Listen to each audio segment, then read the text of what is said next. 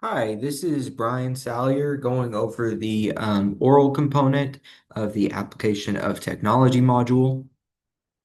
So I'll be working through these questions and providing the possible ways to address them. So for question number one, that is after moving to a new office building, your company takes the opportunity to suggest that everyone set up an ergonomic working environment in their new office. What are four possible ways to set up an ergonomic work environment in your office? So the four that I came up with. Now, I won't go over where I'm sort of brainstorming for everyone, but just as a general rule of thumb, I looked at sites like Wikipedia, YouTube, Reddit, maybe a little bit of Twitter, and some Pinterest. And those were sort of the main ones that I brainstormed with. So first off, monitor positioning. You want to make sure that your monitor is at eye level and about an arm's length away to reduce neck strain and eye fatigue. You don't want it to be too close or your eyes will sort of dry out, or too far because then you'll be squinting to see it. You want to use a chair with good lumbar support and as well as adjust it so that your feet are flat on the floor. This means that your knees should be at about a 90-degree angle, and this is really going to help with blood flow. Now, you want your keyboard and mouse to be that your elbows are at about 90 degrees and your wrists remain neutral. That means they're not bending up to maybe type on the keyboard and they're not bending down to reach the keyboard. It might sound obvious, but this is something that many people miss, and it can cause some serious carpal tunnel or other issues. And then you also want to make sure that your lighting is good. Now, in an office setting, you can only do so much with lighting, but you want to make sure that it's not glaring on your monitor. And this means you're positioning your monitor away from windows, or you can buy anti-glare screen protectors for your monitor. I found some as cheap as $10. And that's going to help again reduce the eye strain and help you to work for longer. Now, question two. While picking up a dropped item from the floor, you notice that the lights on your surge protector are not illuminated. All the devices plugged into the surge protector appear to be functioning without any issue, but you are curious as to why the lights are off. What might be wrong here? Well, first, the surge protector's internal fuse or the surge protection component has blown out or worn out. This would disable the indicator light, but the power will still pass through. Now, this could be a serious issue if you are worried of having a power surge, and the actual mechanics inside of your surge protector are not functioning. The power is still going to go through and all your devices will still continue to work, but that surge protection component is not actually working. So that's something you might want to look into. The Another possible issue and the most likely one is just that the indicator light itself is faulty, if it was on before or it's burned out. This really is no means for concern. The unit is going to function as normal, but sometimes these bulbs could be messed up or something like that. Um, and then third, the surge protector was previously hit by a power surge, which depleted its surge protection capability. This was something that I saw across different forums on Reddit. The light going out here is serving as a warning that it is no longer offering surge protection. This sort of goes hand in hand with our first issue, that the fuse or the fuse is blown out. But this is sort of more of just a general thing where surge protectors are not going to last forever if they've been hit over and over again. Eventually, those components are just fried. It's not necessarily the fuse, it's just the whole device in itself. Again, it is still working as a conduit to power your devices, but it's just not going to offer any sort of that surge protection. Um, Moving on to question three. While installing the latest version of Microsoft Office, the installation program prompts you to enter the product key. Once you enter the product key, you receive an error message stating that the product key is already in use. What might be causing this? Okay, so the first reason, the same product key was already activated on another computer, and Microsoft's licensing system only permits a limited number of activations per key. What I'm saying here is that Perhaps, you have a corporate version of Microsoft Office that would allow you to activate with the same product key on multiple devices. I have seen that they do sell these, even though they're not super common, especially in the past before Microsoft switched to Microsoft 365. This was a product that was sold. So, anyways, this could just simply be an issue where this same product key was being recycled between computers or personnel. And yeah, it's already been used. Now the second I want to say more likely possibility is that the software was purchased from an unauthorized or illegitimate source. There may not be any malpractice here. It may have just been an honest mistake of clicking on a scam website that was posing to be another legitimate company. This means that what these sources are doing is selling the same product key to multiple different customers or just taking it from an original owner and reselling that key. That is going to get you to the point where you're able to enter a key and where you get this specific prompt that's saying it's already been used. Um, number three, or sorry, number four, to safeguard some of your important files from others, you decide to encrypt them. Upon attempting to decrypt the files so you can access them, however, you need help remembering the correct password. What are your next two steps? Um, well, first, check for a password hint or recovery key. Many encryption tools, I saw a couple that were cited, BitLocker and Veracrypt. Now, I can't specifically speak for either of these, but I did see them brought up as having recovery keys and a hint that you're going to set up at the time that you start using this program.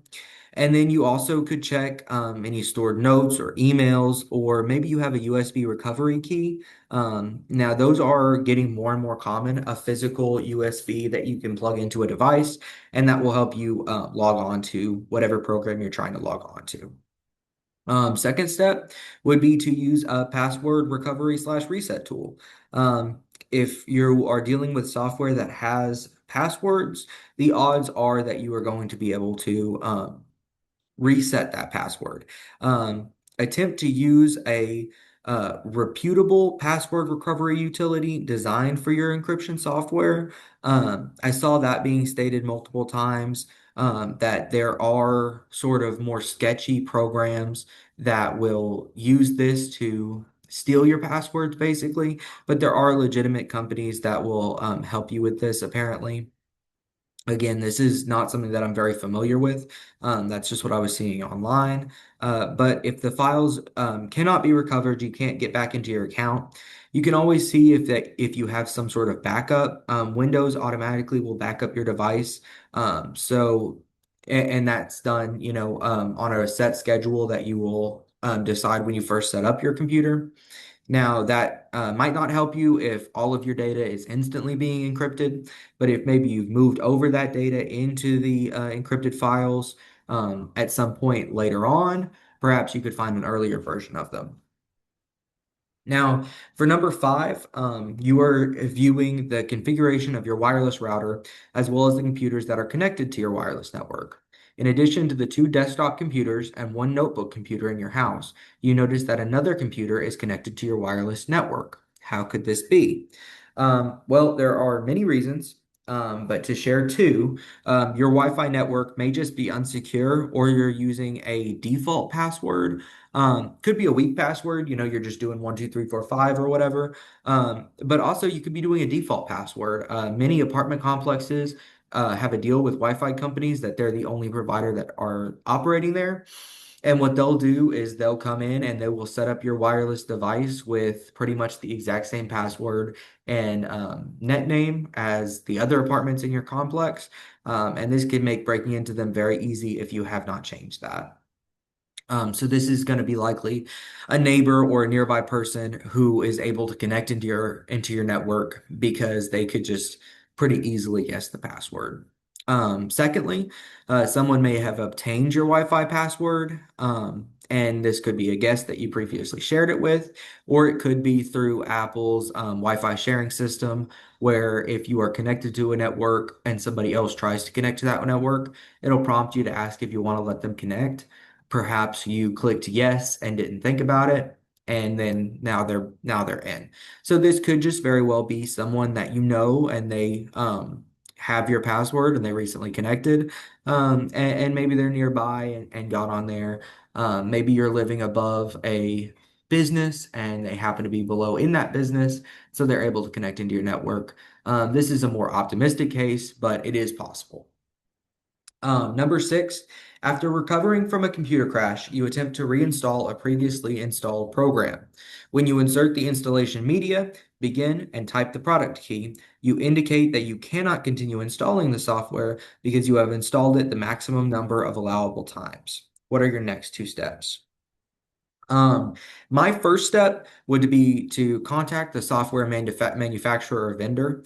Especially if this is a reputable vendor, maybe Walmart or Amazon or something like that. They all have chat resources that you could just text and work through this issue. Um, but you can request that they reset or release one of your used activations, so you can proceed with the reinstallation. Perhaps you've just used it over and over and over again. There's no malplay here, and you just need to knock off one of your older uses. And secondly, deactivate or transfer a previous installation. This is going to depend on what kind of program you're using. Not all of them will allow this. But if your licensing system does allow it, log into your account on the manufacturer's website, and there very well might be in the settings menu a list of your prior installations and just delete one of those. This is probably one of the most solvable issues on this list. It really just takes, in the worst case scenario, a trip to the customer service department. And lastly, two steps you could follow to remove a virus from your computer. I would argue that the third step, and the most important, is to not let a virus get on your computer. Only go to reputable websites and have good virus protection on your device. While it can always happen, it is getting increasingly and increasingly harder for it to happen to responsible internet users. But first, two steps to remove this virus. First, run a full system scan using reputable antivirus software. There are dozens, I won't list them. McAfee is one that I don't personally like because it is very bloated, but it is reputable. Or Microsoft Windows Defender, they have their own antivirus software. So run that and boot your system into safe mode if necessary to prevent the virus from running actively while you're running this system scan. And perform just, yeah, a complete scan to detect any corrupted files, quarantine them, and delete them. This could be the end of your issue. Perhaps it's more pervasive, but I would definitely say this is the good first step. And I would go ahead and boot it into safe mode just right away because you don't want this program running in the background at all. Um, and then just remove the threat and patch the vulnerability. Saying that the antivirus software does remove the threat, the very next step you want to do is to update your operating system as well as update all software that you have, BIOS files for your device, everything, to close up any security gaps that allowed the infection to get in. And you also want to immediately start changing your passwords. There's a very good chance that this virus wanted to steal your passwords and you don't know what they might have gotten away with. So you really want to go ahead and immediately change those passwords. So yeah, that's all of the steps that I could come up with. Again, citing various resources and as well as citing my own knowledge. Thank you.